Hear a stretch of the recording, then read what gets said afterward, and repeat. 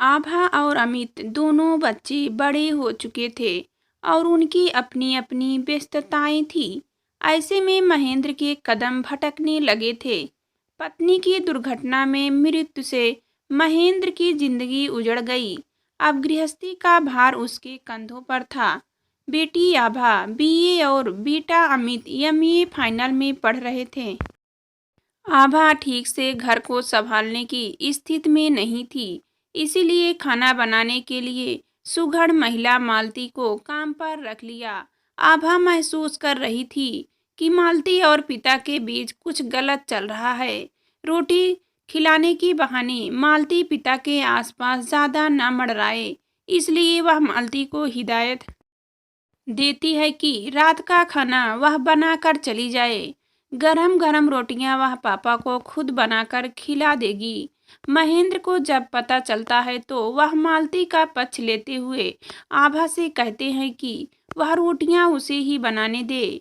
अब आगे आभा किसी भी तरह मालती को काम से हटाना चाहती थी, इसीलिए पापा के हर सवाल का जवाब दिए जा रही थी। पापा पसीने से तरबतर, पता नहीं रोज नहाते भी है या नहीं। पास से निकलती है तो बदबू मारती है। अब तो मैंने उसे मना कर ही दिया है, आप उससे कुछ ना कहें। बल्कि मैं तो सोचती हूँ बेकार में 1,000 रुपया महीना क्यों जाए, मैं ही खाना बना लिया करूँगी।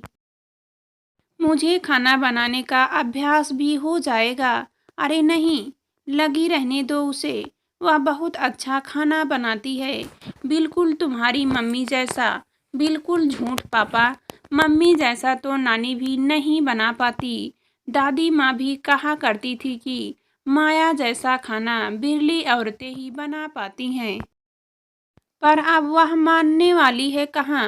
पापा, अब मैं बनाऊंगी मम्मी जैसा खाना, कोशिश करूंगी तो सीख जाऊंगी।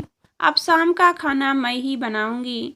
अरे आभा, उसे लगी रहने दे, उसने हमारे घर के लिए कई घरों का काम छोड़ दिया है। उसके छोटे छोटे बच्चे हैं, उसका आदमी दारूबाज है, उसको मारता पीटता है। इतनी सुघड़ औरत की कदर नहीं करता। पर पापा, आपने सबका ठेका तो नहीं लिया। कल से शाम के खाने से उसकी छुट्टी कहकर वह पापा के उत्तर की प्रतीक्षा किए बिना कमरा से बाहर निकल गई। पास खड़ा अमित भी सिर हिलाकर मुस्कुरा रहा था।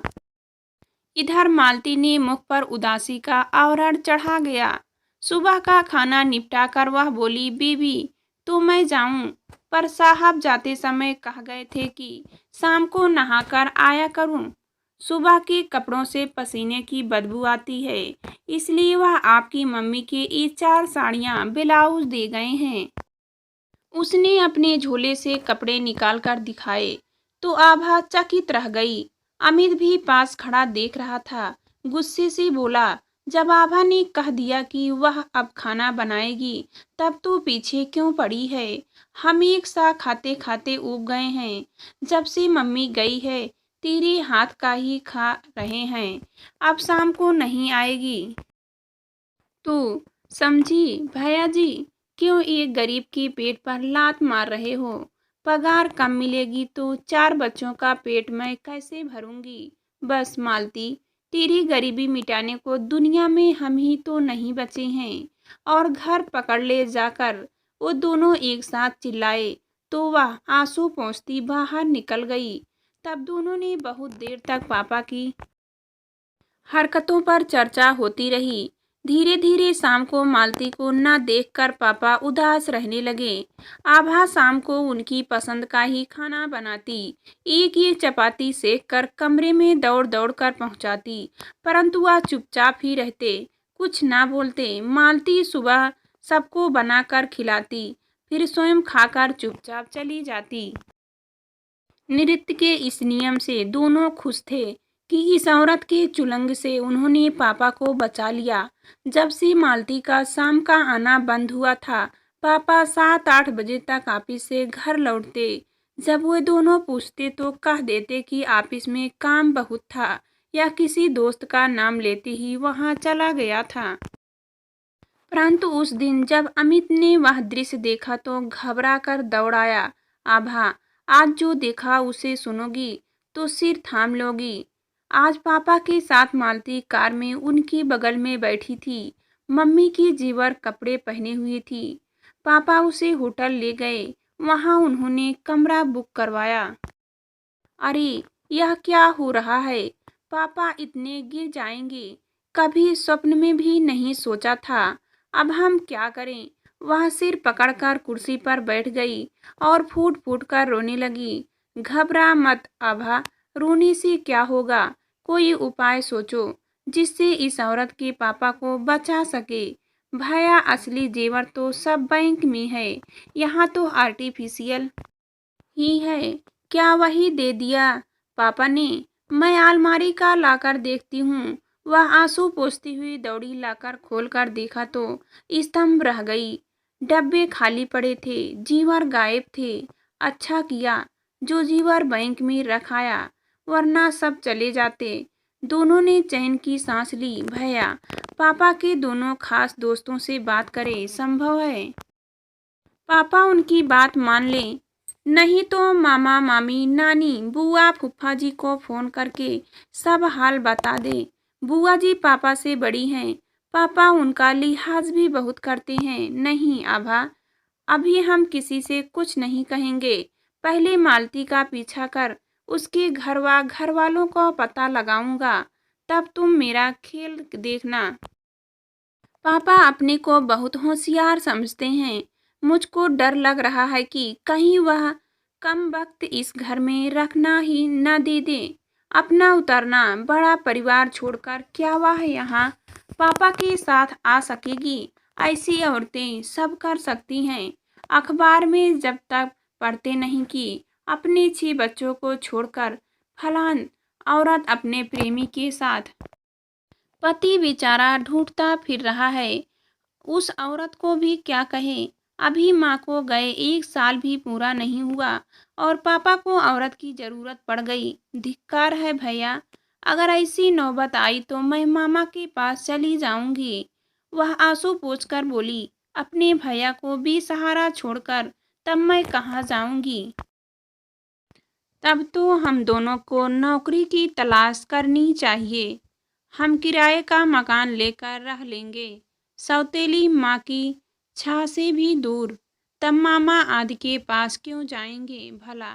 इसी शहर में रहेंगे। तुम हम दोनों को बेसहारा छोड़कर क्यों चली गई? राह दिखाओ मम्मी, हम दोनों कहाँ जाएं? क्या करें? अमित का धैर्य भी आंसू बनकर फूट पड़ा। आभा भी रो पड़ी। दूसरे दिन अमित जल्दी घर से निकलकर मालती के इंतजार में एक स्कूटर लिए छिपा खड़ा था। जैसे ही वह घर से निकली, वह छिपता छिपता पीछे लग गया। उसका घर लगभग 2 किलोमीटर दूर था। अमित ने देखा, उसके घर से छिपा कर लाई रोटी सब्जी मालती ने अपने बच्चों और पति में बांट दी। बच्चे खाकर यहाँ वहाँ खेलने निकल गए और जल्दी से अपने घर का काम निपटा कर मालती अपने घर वालों को जाते ही सज धज कर निकली। अमित उसके पीछे पीछे चलता रहा। वह मेन बाजार में जाकर खड़ी हो गई। थोड़ी देर बाद पापा गाड़ी लेकर आए। मालती लपक कर कार में बैठ गई। कार फिर उसी होटल की ओर बढ़ी।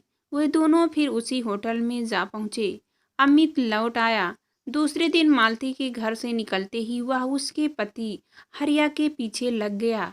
घर से जब वह दूर आ गया, तब स्कूटर उसके सामने करके खड़ा हो गया। सुनो भैया, हमारे यहाँ ढेरों सामान इकट्ठा है, वह हमें बेचना है। कहाँ है आपका घर? वह खुश होकर बोला, वह है दूर, अब आज नहीं कल चलूंगा। वह मालती तुम्हारी घरवाली है? हाँ। तुम कैसे जानते हो? वह बोला, वह हमारे घर के पास ही काम करती है, इसलिए जानता हूँ। इस टाइम वह कहाँ जाती है? वह किसी साहेब के यहाँ जाती है, नौकर है वहाँ। परंतु मैंने तो उसे एक साहब के साथ बड़ी होटल में जाते देखा है। कब? कहाँ? वह आंखें फाड़कर बोला, वह तो सज धज कर रोज जाती है। चलो तुम्हें दिखाऊं। बिना कुछ सोचे समझे वह ठेला एक तरफ फेंक कर उसके साथ हो लिया। रास्ते भर अमित नमक मिर्च लगाकर ढेरों बातें बताता चला गया। सुनकर वह क्रोध से पागल हो उठा। उधर ऊपर 22 नंबर कमरा खटखटाओ, साहब के साथ मालती जरूर मिलेगी। एक बात और, मेरा जिक्र किसी से मत करना। यही कहना कि मैंने तुम्हें कार में बैठे देखा है, तभी से पीछा करते यहाँ आया हूँ। हाँ भैया, यही कहूँगा। आज मैं उसकी गति बनाकर रहूँगा। कहती थी खाना बनाने जाती हूँ। इतना ही नहीं, ढेर सारी भद्दी गालियाँ बकता हुआ वह कमरे की ओर बढ़ रहा था। अमित एक कुर्सी पर बैठकर आने वाले तूफान का इंतजार करने लगा। उसे अधिक इंतजार नहीं करना पड़ा। ऊपर से घसीटते मारते, गालियों की बौछार करते वह मालती को नीचे ले आया। चारों ओर भीड़ जुटने लगी। तभी पुलिस भी आ पहुंची। पीछे पीछे भीड़ थी। थोड़ी देर की हुज्जत के बाद अमित ने देखा कि पुलिस वाले पापा का कॉलर पकड़े उन्हें धकियाते नीचे घिसाते ला रहे थे। पापा का मुंह लज्जा से लाल पड़ गया था, पर उसे दया नहीं आई। पुलिस वाले गालियों की असभ्य भाषा में उन्हें झिझोड़ रहे थे। शायद वह ऊपर से खांसी मरम्मत करके लाए थे। पुलिस वाले ने एक सन्नाटेदार थप्पड़ मालती के मुंह पर भी मार दिया। उनके मुंह से चीख निकल गई, मुंह से खून बह आया। उसे देखकर पापा पर घड़ों पानी पड़ गया। शर्म से सिर झुकाए वह पुलिस का हाथ झटक कर कार की ओर बढ़े। तभी हरिया ने पीछे से उनका कॉलर पकड़ा। ए साहब, मैं ऐसे ही नहीं छोड़ूंगा। तुम्हें मेरी औरत की इज्जत लूटी है तुमने, मैं इसकी डॉक्टरी जांच करवाऊंगा, समझा क्या है? तुमने छोड़ कॉलर, पहले तू अपनी औरत को संभाल, फिर बात कर।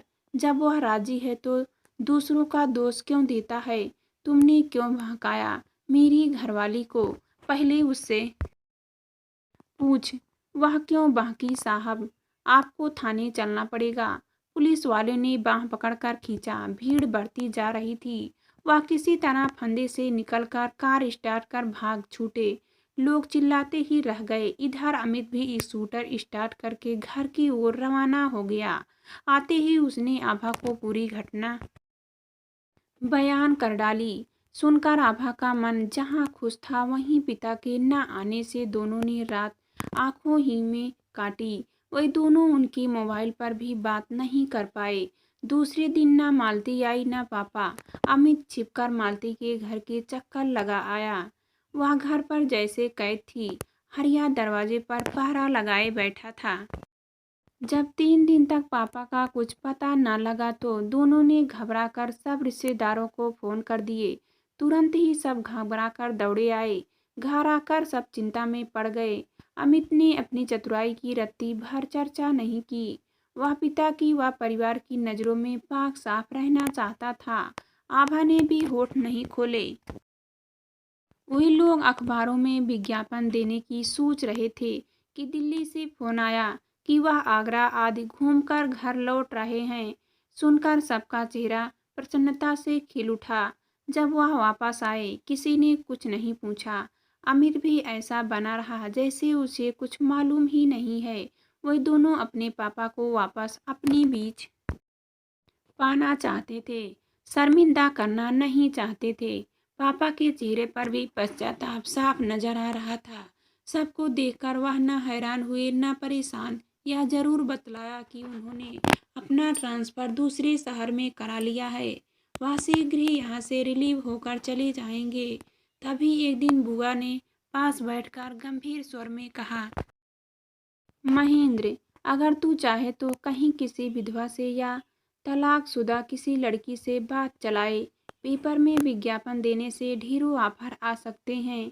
अरे नहीं दीदी, अब इसकी ज़रूरत नहीं है। माया की याद क्या अभी दिल से निकल सकेगी?